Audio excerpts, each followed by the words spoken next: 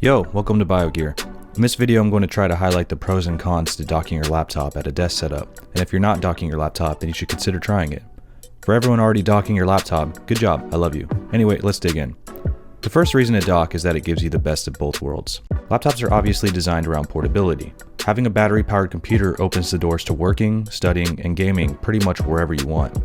However, it's generally recognized that a laptop isn't as comfortable to use for hours at a time as a desktop. This is where a dock setup comes in clutch. Using a docking setup, you can maintain the mobility of your laptop, but gain the comfort of a desktop keyboard and mouse, and the screen real estate of a full-size monitor whenever you need it. This gives you many of the benefits of having a desktop computer and a laptop, with little of the drawbacks. I'll get more into the downsides later though. Next, oddly enough, is cost. As I'm pretty sure you're all aware, graphics cards and occasionally other computer components are up astronomically in price, making a $2,000 PC cost more like a $3,000 PC for no good reason.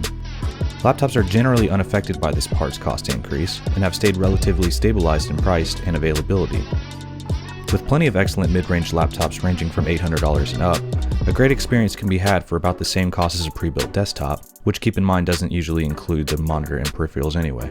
Point is, it may be a better option on your budget to snag a laptop that suits your needs rather than build a desktop, as weird as it is to admit.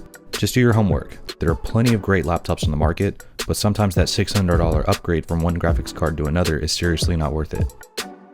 Next up is the equipment needed. For a dock setup, you'll need the same peripherals as a desktop, which includes display, mouse, keyboard, and audio. The plus side is that if you buy a laptop, you can take your time buying a monitor, keyboard, and speakers since your laptop will include all that built in. Additionally, after you buy the mentioned parts, you can use them in later builds and revisions, or even replace your laptop with a desktop tower later if you so choose. The positive point here is that your peripherals won't be a waste of money since you can keep and reuse them down the line. One tool that some choose to invest in is a laptop docking station, hub, or Thunderbolt dock. For laptops that can support a dock, you can further decrease the cables attached directly to your laptop for ease of docking and a cleaner look on the desk.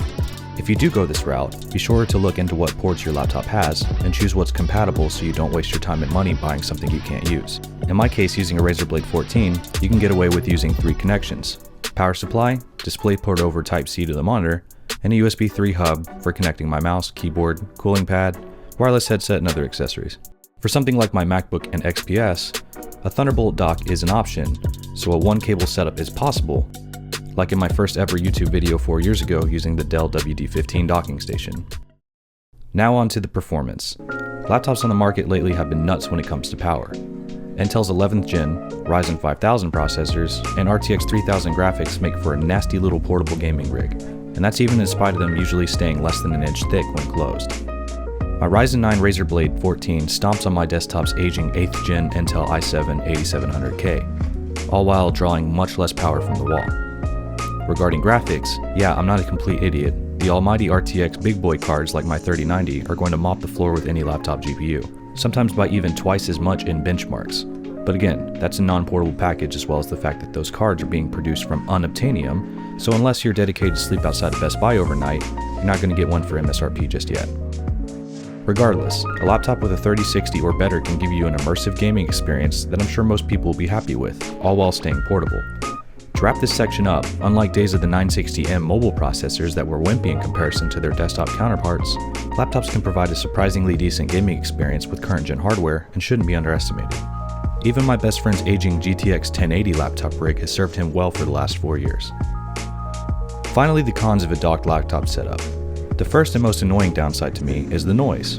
If you've ever gamed on a laptop, especially a thin and compact one, you know that most laptops in this category can be loud little monsters. All that heat has to be pushed out such a small device, so fans have to work up a sweat to keep them frame rates up. The only way I know to combat this is to lower performance and use a quieter fan profile, use headphones to tone the noise out, or in some cases, use external fans and coolers to keep the package temps lower. It comes down to what you can tolerate and what your computer can handle. The next con I'll mention is repairability.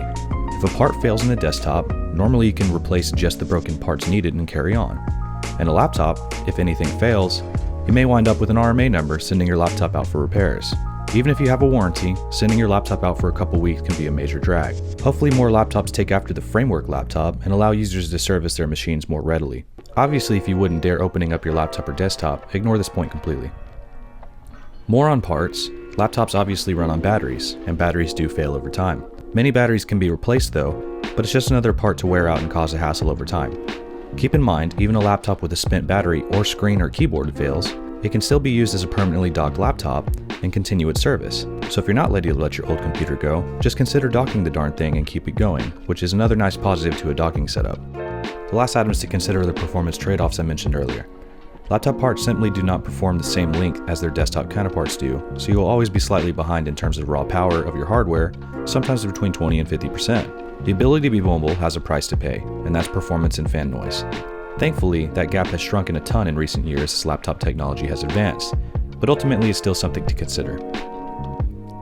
Anyway, that about wraps up the neat computing option that is docking your laptop. I sure hope you found this information helpful and maybe even learned something new. If you have any questions or comments, throw them down below. Please consider subscribing if you haven't already. We just recently hit 1,000 subs, so I'm very thankful to you guys for the support. Take care and catch y'all on the next one.